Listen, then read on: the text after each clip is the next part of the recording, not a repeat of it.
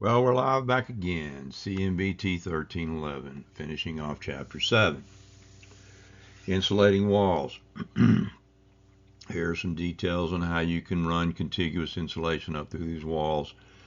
Um, Obviously, if this is a cast-in-place concrete floor or roof, then you're going to have what I call a heat transmission through here, short circuit or whatever. You're running your insulation up on the inside as far as you can. And then here it shows these concrete masonry to be filled with loose fill insulation or foam. Um, um, and you can use polystyrene liners. Uh, there's all kinds of details. Here's a cavity wall with insulation on the inside for the inside masonry. Wythe. Um, Here's running the insulation and vapor barrier on the outside. The benefit of doing this is you can get one with a vapor barrier attached to it, manufactured from the manufacturer, and also a radiant barrier. And then you'd put your building skin on the outside, some kind of wall finish. Um, and if this was a basement, then you'd want to have some kind of treatment down here because you don't want this insulation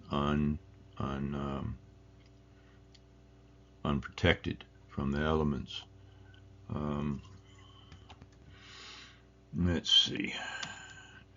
Here's an example of batten insulation that's contiguous. Um, Again, this is a good place for foam insulation if you can afford it, and get the skilled workers to actually do it. Um,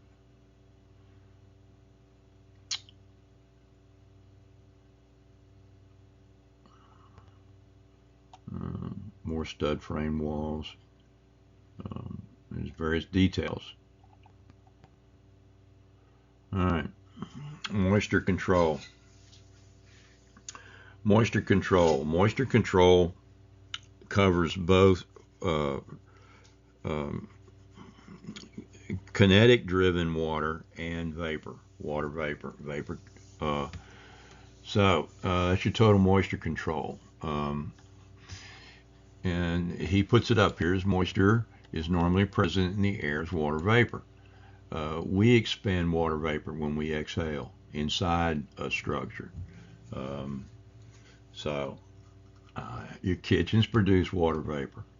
Um, Evaporation from occupants and equipment can raise the humidity air level in the building.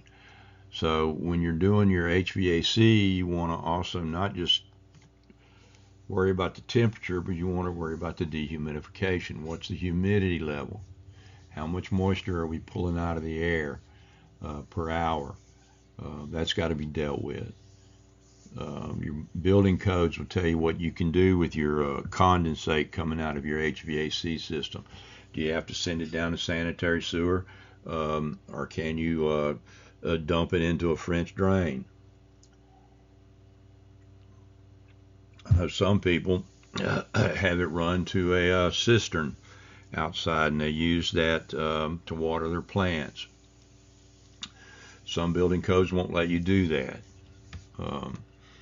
Some make you treat that condensate as non-potable water.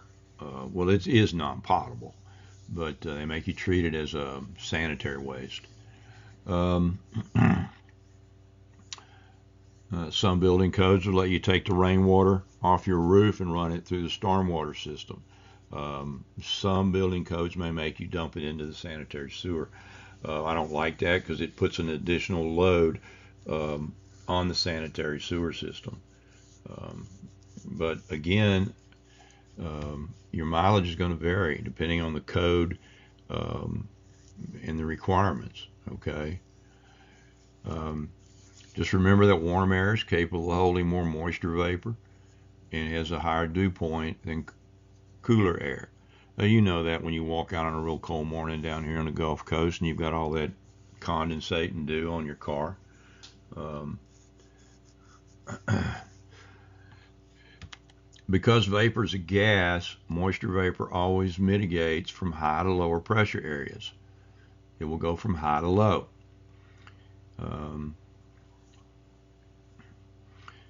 Condensation can lessen the effectiveness of thermal insulation.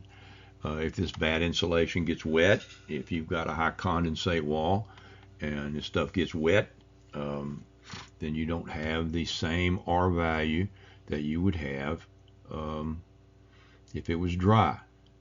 That's the benefit of foam. A properly installed foam insulated wall or rigid foam will not absorb. It's not hygroscopic. Hygroscopic is a fancy word for it sucking in water. All right. But just like stucco is very hygroscopic, it likes to suck up water. Concrete, for the most part, is somewhat hygroscopic. Concrete's always in a process of curing, even if it's 10 years old. It's still theoretically hydrating on the inside. Up in Branson, Missouri, I toured a concrete dam. Went down way down in the base of the dam, very lowest part of the dam we could go. But I'm an engineering geek, and that concrete was so thick down there. The dam manager said that concrete, they tested it, it was still curing. And that dam had been built back during the Depression era, back in the 30s, late 30s. So, anyway, I digress. Condensation can lessen the effectiveness of thermal insulation. We just said that. You want to keep the barrier. You want to use vapor retarders. That's why a lot of this insulation does have a paper backing on both sides to help with that. It doesn't mitigate it. Some bad insulation actually comes, instead of paper like they used to have, they would have plastic, like it's in a plastic bag. So there needs to be some way. You got to look at the total wall deal. So a good mechanical engineer working with your firm on this can help with this, assuming the mechanical engineer is an HVAC person, and he hadn't spent his career making oil well equipment or something. And surface condensation on windows can be controlled by raising the surface temperature with warm air supply or by using double or triple glazing. And all he's saying here is let's just say we got, that is the double pane sealed window unit, and it's filled with argon, which is an inert gas. All right, we use argon for TIG welding and welding aluminum. All right, and this is inside and this is outside. Okay, now if it's warmer out here on the Gulf Coast and it's colder out here, if it was a single pane with no insulating value, then yeah, you're going to have condensation in the morning on these windows, okay, or vice versa.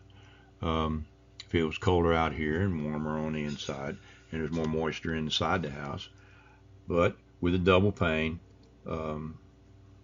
it lessens that effect. Now on these real drastic days, some of this you cannot avoid. All right. And you can get these that are triple pane. In other words, there's another pane in here. They're manufactured with a third pane here. You'll see a 3-pane window a lot in real super cold areas like Sweden and up in Alaska and stuff. And this is all filled with gas, argon, inert gas.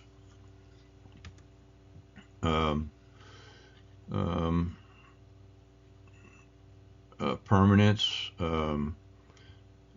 He gives you some permanence value. Perm is a unit of water vapor transmission expressed in grains of water per 1 square foot per hour of inch of mercury pressure difference. Boy, isn't that scary? Okay. This is thermodynamics. This is thermo engineering stuff. Okay. You need to get an understanding of it. This is thermo. Well, that's an ugly looking R.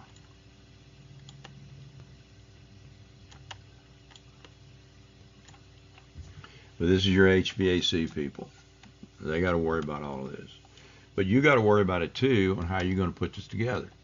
What kind of material we're going to make out of this building. If we want a super duper energy efficient building, then you need to get some people involved in this conversation up front. And all walls need a vapor retarder. We already started this whole chapter out with the perfect wall, roof, floor, and slab, right? Everything it's got to do. Here's another example of contiguous insulation as best we can.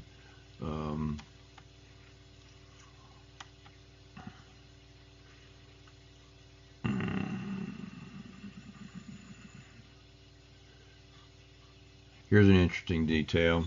This is a vapor vent for a heavy rigid insulation, a vapor retarder to help vent this outgas so that condensation doesn't build up in here.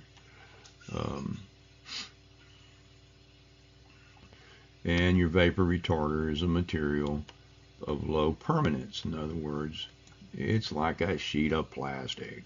How's that? Or rubber. Water doesn't go through it. The vapor barrier, vapor won't go through it. Okay. Let's see, what else does he say for you?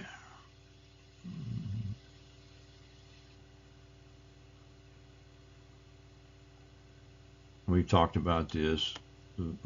Insulating boards, they'll have both a thermal and a vapor barrier. Vapor retarder should have a flow rating of 1 perm per less and be installed with all seams at joints and openings lapped and sealed. They have insulation tape for these boards. You're not going to overlap a heavy insulation board. You're going to butt them up and tape them, keep the vapor from coming out. Some people actually detail them where they'll leave an air gap in between the insulation boards. And then they come in and fill this with foam. They'll just pressure foam that and then come strike the foam off on the inside instead of just taping it. This is more labor intensive, but I've seen details done like that. Exterior sheeting, building paper and siding should be permeable to allow any vapor in the wall construction to escape to the outside. He makes a good point here. You can get these buildings so tight that this stuff doesn't escape from inside the wall out. We don't want it to go from outside in either. So again, this is a delicate balance. How are we going to do this? Again, there are a lot of moving parts to these. Over unheated spaces, the vapor barrier is placed on the warm side of the insulated floor. The vapor retarder may be laid on top of the subfloor or be integral with the insulation. And what is he talking about here? Let's just assume this is a crawl space. Okay, it's not heated. Okay, here's your vent holes going through your crawl space because you don't want this to turn into a moisture trap. But this is going to be heated up here, right? Because these is where humans are. Okay, this is the heated area. This is the cold area, all right?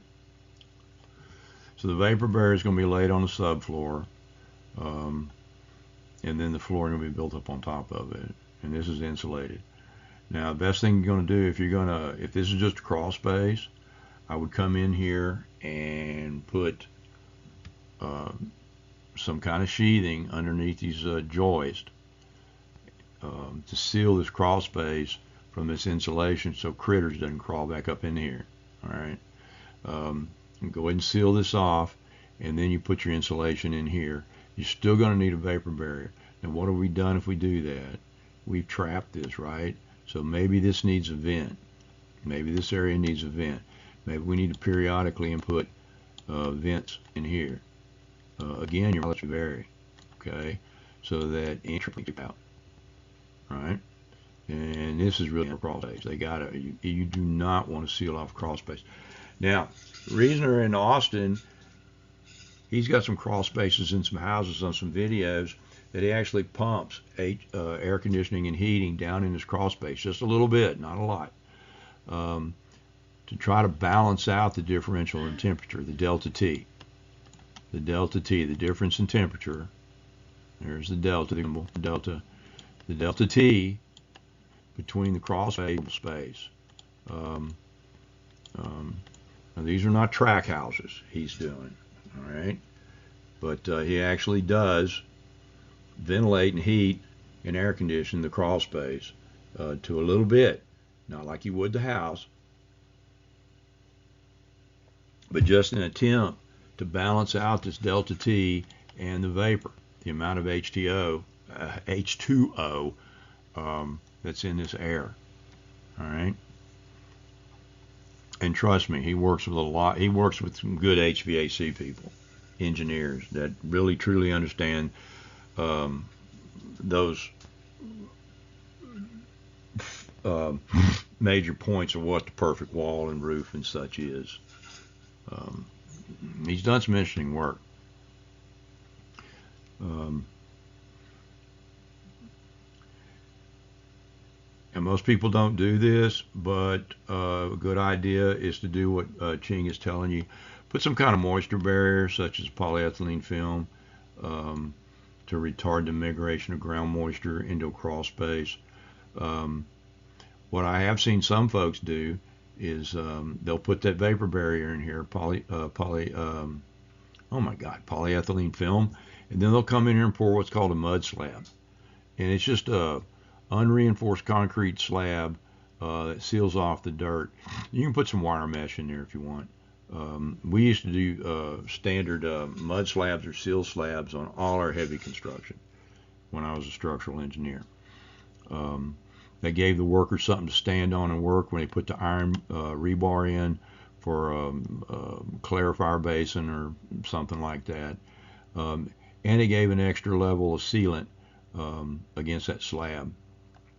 Of course, all this was compacted to about 98% compaction, and then we'd lay that polystyrene in and then pour a mud slab or a seal slab, and then start laying the rebar and such as that on top of it for the actual structural slab.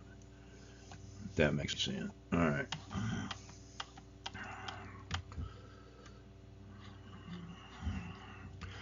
Whole house ventilation. I talked to you before about attic fans. I grew up in a house with an attic fan. My first house when I graduated from A&M, moved into this house that was built in 1950 in Oak Forest with my my first wife. That house had window units. I don't think the walls were insulated, and it had an attic fan, and the roof was ventilated, much like this, and the attic fan was a big fan in the hallway in the center of the house. It had louvers in it, and you could come home in the afternoon and crack the windows and hit that attic fan, and in about less than 30 minutes, that whole house would be ventilated with the ambient air on the outside. Now, during the spring and the fall, when the air was cool, boy, it'd cool down that house quick. Now, you don't want to do that during the winter, of course, unless, of course, you're burning something in the kitchen and you need to get the smoke out of the house.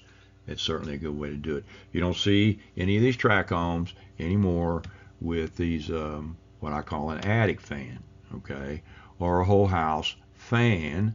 But if I ever design a house, it's going to have an attic fan in it.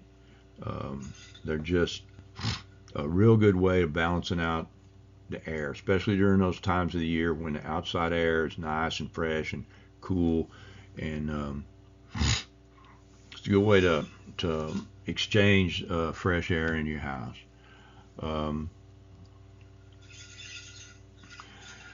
I told you before, you don't want to turn your house into an igloo cooler, but you can with our foam technology and our insulation technology. You can get your house too tight, and the air inside gets stale. And then you got to worry about other things like radon, where the flooring systems are outgassing, and um, um, as the plastics age, and the carpet, and humans kicking out their CO2 and moisture. Um, so again, it's a delicate balance between being too tight and not tight enough. Um, so an whole house ventilator can work. Now these whirlybirds, you've seen them on houses. I've got one on my shop roof. Um, they're wind or motor driven attic ventilators. When I first moved in and bought this house before we removed the shingle roof, there were some motor driven ventilators up there. And then we put the composition shingle roof in. We put air hawks and these wind turbines up there across the roof. That's to get, again, the air out, the hot air out, and keep the attic space as cool as possible. On a gable roof like this, we talked about before, on a gable roof with the vents, if you'll remember in a previous video, you can have a static vent in the gable, or you can have a power vent.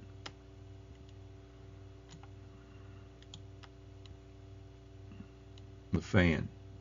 See if I can draw a fan. All right, that's close enough. All right. And these can be set on a thermostat up there that you preset. It gets to maybe, I don't know, 120 degrees or something, and it kicks on. You don't want these on both ends. You're going to want a static vent on one end and then a power vent on the other. So it'll draw the air through the longitudinal length of your attic. Well, here's a freaking gable vent right here. I could have used that to draw my fan. But in this case, we've got a roof ventilator. I mean, a ridge vent. My God. A roof ventilator. A ridge vent where we're showing the airflow again in a very good, nice detail up across the bad insulation to keep the moisture off of it, and then out. Okay. And in this case, you wouldn't want a power gable vent. There's nothing wrong with having a gable vent like this, the static one. All right. But you certainly don't want a power one, because then you'll be short-circuiting. You may be actually pulling air in through the ridge vent close to the fan, and be defeating the purpose of all of this. But with the ridge vent, you've got to have enough soffit vent area. There has to be enough of this to supply the demand, the airflow, the thermal airflow, because this is air convection. Okay, this is hotter theoretically up here because it's hotter in here, right, than down here. So the cooler air, if you want to call 115 degree Fahrenheit cooler, but if it's 115 out here, you can imagine what it is up here in the attic, right? So the hot air is going to rise. So you have to have enough surface area to supply that cooler air. And I'm going to have to this spring probably cut more soffit vents in underneath the eaves on the back side of the house to supply that after I kill the rodent infestations. All right, here is a crawl vent ventilation. I've already talked about this even before he got to it. Let's see what he says about crawl vent insulation. It's been many years since I've been through this book.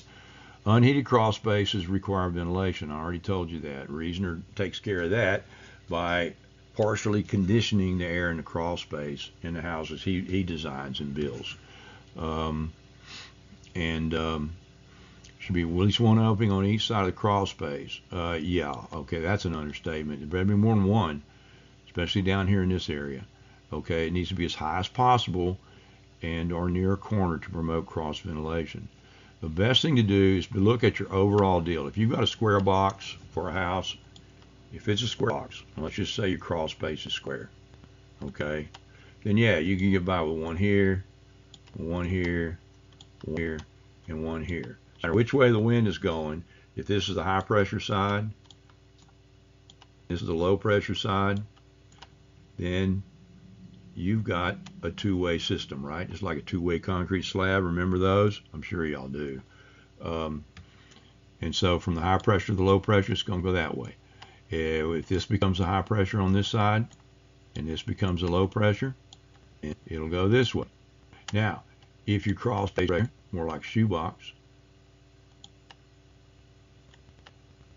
then depending on the length to width ratio, you might get by with one here and one on this end, but you might need two on the long side. And high pressure, low pressure, and high pressure, low pressure. Okay. Opening should have a net area of at least 1¼ square feet for each 25 lineal feet of perimeter wall. Okay, fine. That's a nice rule of thumb. I like to go on volume. How big is this crawl space? How much volume? What is volumetric measurement of, but this is in here again, not part of this course, but I look at volume. What's the total volume underneath this crawl space? How much air do I need to exchange? Remember I told you I did that in the bathroom. I put a fan that sucks out twice the amount of air than the minimum recommended to ventilate a bathroom. Because we live in a very hot, humid area. Okay. Yeah,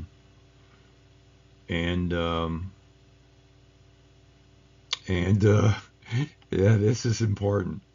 Okay. Openings should be protected against insects and vermin that with wire mesh and mesh screening. And you might need more than just wire mesh. Raccoons, you got a female raccoon, herbies. They could tear siding off a house like nobody's business just to get into the attic and have her babies. I had a raccoon do that. She tore the siding off my old chimney before we got it resided and crawled way back in the end of the house over the master bathroom into the fur down and had her babies. And I crawled back in there and I could see her punkin little face and those little bitty cute little baby raccoons, and they will tear up a house like nobody's business.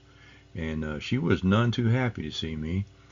So went and got some coyote urine extract, soaked rags with it, and threw it up there. And within about 30 minutes, she had all those baby raccoons out of my house. She thought some coyotes had moved into the attic with her. So yeah, inclusion and these joint details. We talked about this before about roofs coming up to dormers, and the remember roofs coming up to dormers, and sealing off that area to keep rodents and stuff out. I've got some spots in my house I gotta fix. So we got some rodent intrusion issues. All right, move joints. Why is he throwing that down here? Okay, all right, here we got an existing structure. This is existing structure. Why is he throwing that in here? Okay. Well, it's thermal expansion. All right, fine. All right, so we got an existing structure, and it's of one shape, and then we're going to put in an addition of additional shape. All right, well, is it differential? Is it differential material? Does this have a different coefficient of expansion than this? So you're going to want a construction joint.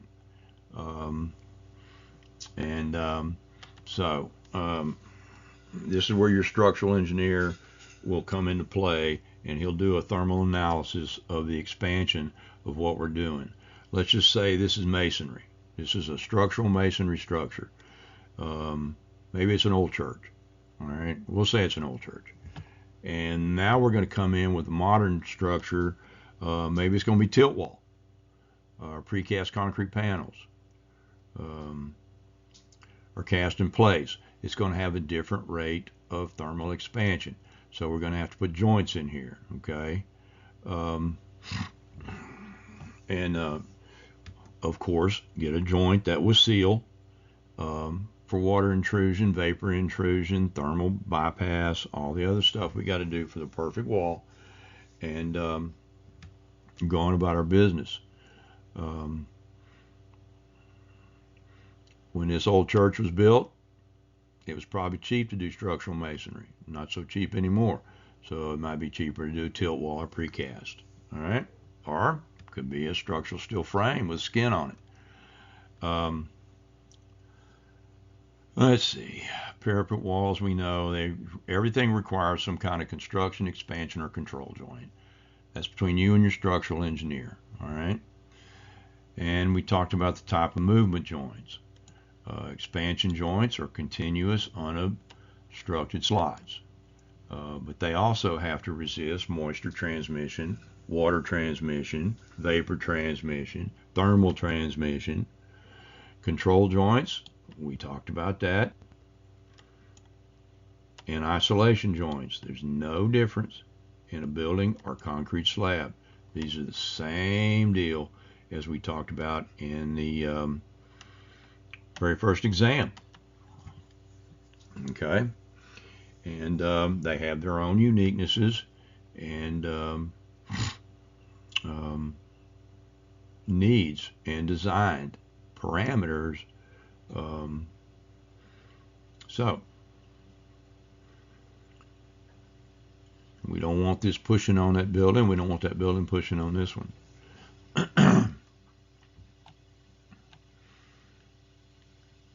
And this is where the skills of a good engineer works with an architect to come up with a joint system that will work for both mediums of construction.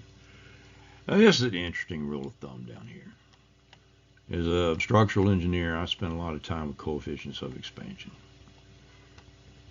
I spend a lot of time. You gotta, if I got a structural steel frame and it's going to heat up, I don't know, down here, what do we get? Sometimes 20 degrees in the morning, and then suddenly the weather changes and it's 50 degrees in the afternoon. Well, it contracted when it was cold, now it's going to expand when it's hot. It's 70 degrees in the morning during the summer, and it could be 115 degrees in the heat of the day. How much movement is that going to do to my roof, my window system, my wall system, my structural framing system? He's got different materials up here. Aluminum, brass, bronze, copper, cast iron, wrought iron, lead. You can see lead. It's got a low coefficient, high coefficient of expansion. Nickel, steel, carbon, stainless steel, and what is a coefficient of expansion? It's 1 degree of Fahrenheit is equal to approximately 0.6 degrees Celsius or centigrade. Okay, fine. To find degrees Celsius or centigrade, you first subtract 32 from the degrees Fahrenheit and then multiply by 5/9. All right, great. I know y'all were really worried about that. All right. So, per unit length, per 1 degree change in temperature. Okay. All right. So, as you can see, aluminum is pretty expansive, right? Now, parallel to the wood grain, perpendicular to the wood grain. All right.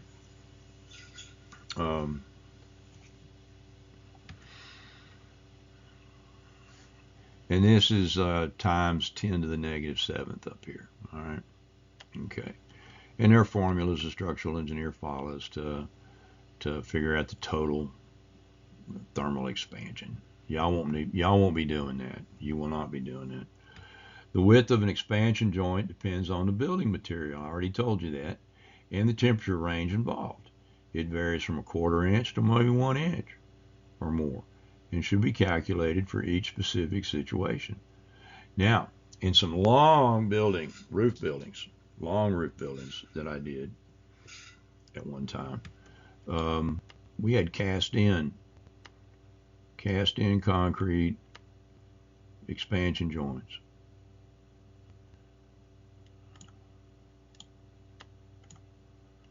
This would be the finished concrete for the roof. And then we'd have one over here. Let's see if I can actually pull this off. Well, just trust me, I'm a professional at this, right? Yeah, trust me.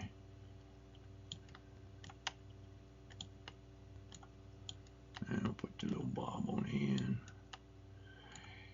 And these are commercially made and engineered heavy rubber or engineered elastomer expansion joint. Then it has a top plate,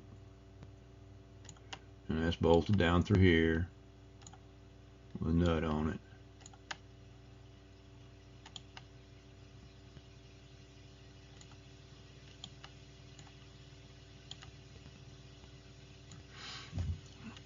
These are 3 inches. It's a 3-inch wide gap. So that's how much expansion over the length of that big long warehouse we were going to have. So this was an engineered deal.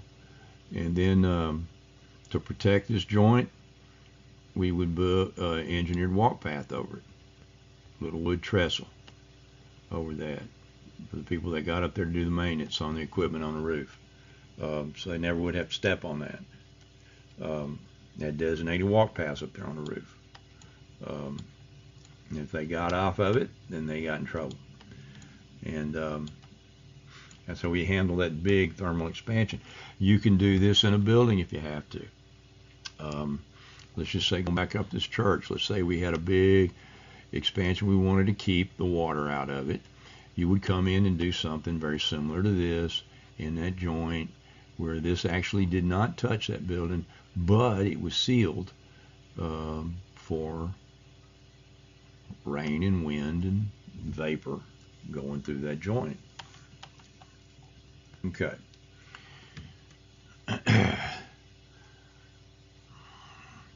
Here's another detail of wall and roof juncture. We've seen details very similar to this before.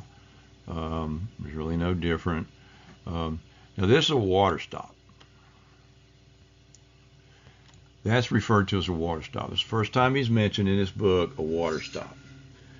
Okay. You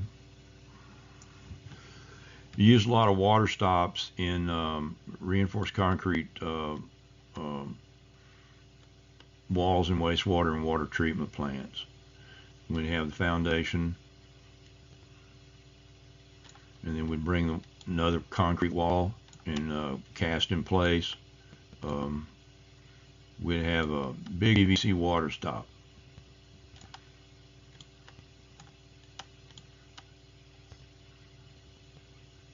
Wow. This was a bulb. It's all one piece of extruded deal. This was like 50 feet long. You'd thermally seal it together.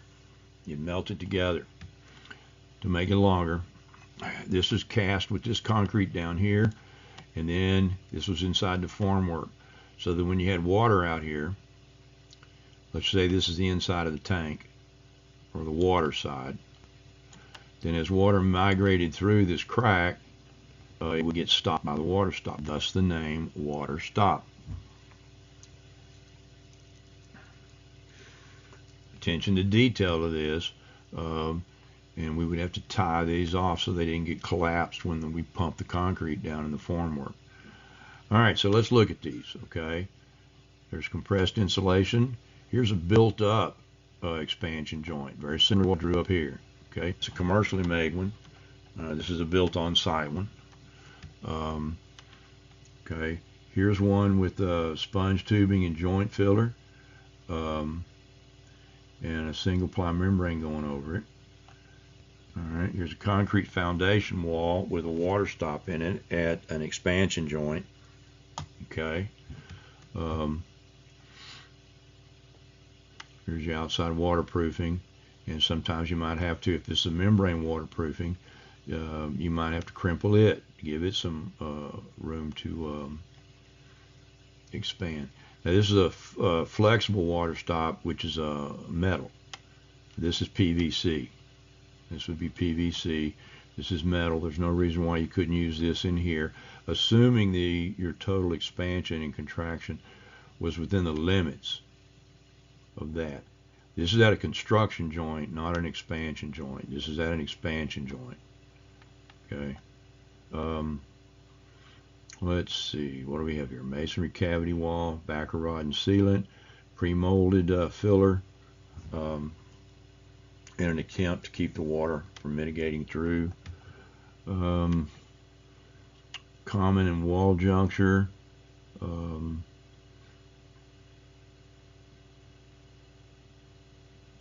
This is at where you need a joint.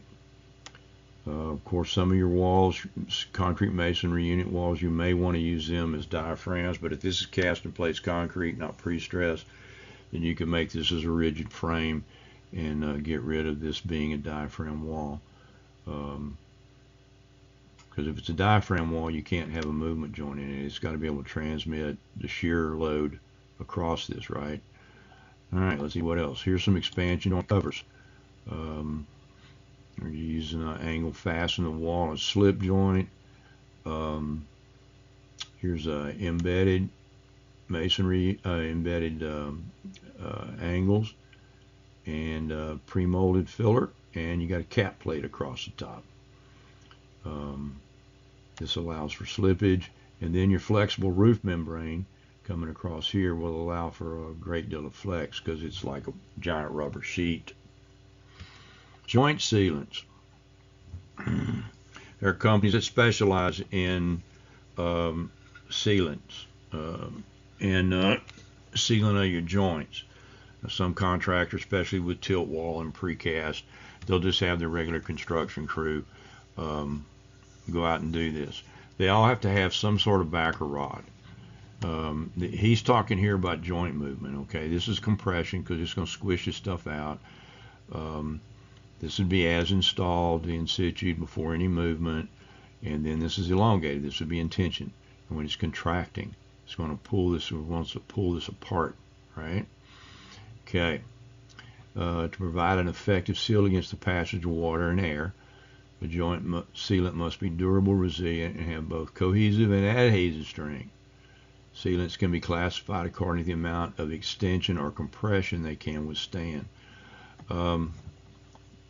Your sealant companies will be your greatest source for what kind of sealant you need.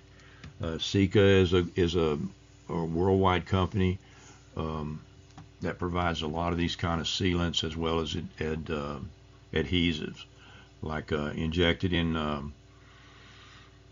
epoxy for structural bolts and stuff to go into drilled concrete. They also make sealants. Polydisulfide used to be a big spec sealant for these things because it's good in compression and adhesion and through the life cycle, because your building's going to do this and it's going to do that. So joints should be tooled to ensure full contact with the adhesion to substrate.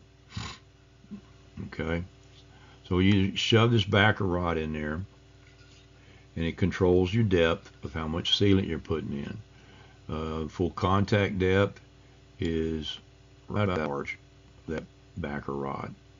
And then you come in here with a caulking gun and fill that all the way up, and then you may need a tool to strike it off. Joints should be tooled to ensure full contact with the adhesion to substrate. How do you keep the sealant from sticking to your tool? You use soapy water, and you strike that tool up through there to put a concave in it. Sealant depth, 1/4 inch minimum for 1/4 inch joints. That's a 1-to-1 ratio, equal to the joint width for joints up to a 1/2 inch. So what does that mean to you? 1/2 inch joints, a 1/2 inch depth. Half of a joint width for joints 1/2 inch and wider, but not more than 2 inches. There's only so much that sealant can bridge. Okay, and that's your joint sealant width. All right. So you got low range sealants. They're oil or acrylic compounds. Medium range sealants tell you how much expansion you can have. Just like the low range, you move plus or minus 5%. Medium range is plus or minus 5 to 10%, and high range sealants is 12 to 25%. Okay, plus or minus.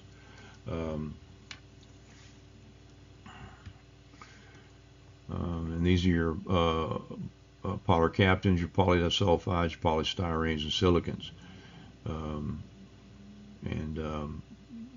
I would not scrimp on your sealant type. The differential in price between high range and low range sealants is not that great. So you want to use the best sealant you can get. I would just as a rule of thumb stay within these for everything, unless the manufacturer recommends that for a small joint you don't use this. Then you use what the manufacturer recommends. But I've never had a problem using these for 1/4 inch joints. 1/4 inch joint's pretty narrow joint. Your substrate's got to be clean. You may have to acid etch this and wash it and dry. Keep oil and dust away from it. You read the manufacturer's recommendation, they'll tell you. Here's an interesting detail of a lap filled with when there's insufficient depth for a compressible filler, or it's really wide, then you need to put some kind of polyethylene tape down there. Carpet tape is good. This stuff's pretty slick. That works. And use that as a bond breaker, and then fill that with the sealant. Most sealants, I would say all sealants, are viscous liquids that cure after being applied with a hand-operated power gun. We're talking about a pneumatic caulking gun or a manual caulking gun. These are referred to as gummable sealants. Some lap joints, however, are difficult to seal with gummable sealants.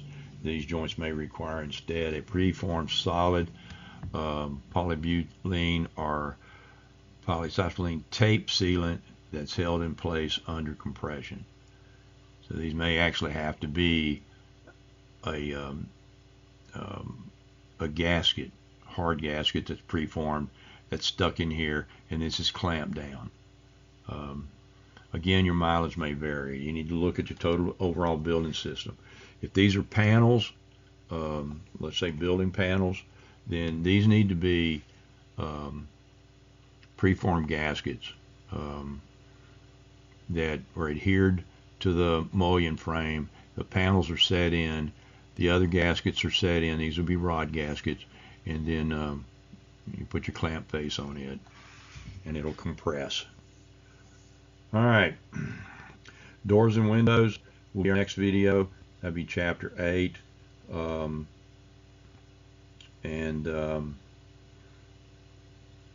Doors are an interesting thing. Doors and windows will be next. We'll see you in the next video. How long was this one? We're at 49 minutes. Man, y'all need a Congressional Medal of Honor for putting up with all this. Again, remember, this course was given to me the week before school started, and it wasn't built at all for 100% online. So we're flying the airplane while we're building it. So far, y'all have done well. Keep it up. I promise you I'll get you through this if you do the work. We'll make this as painless as possible. All right, goodbye.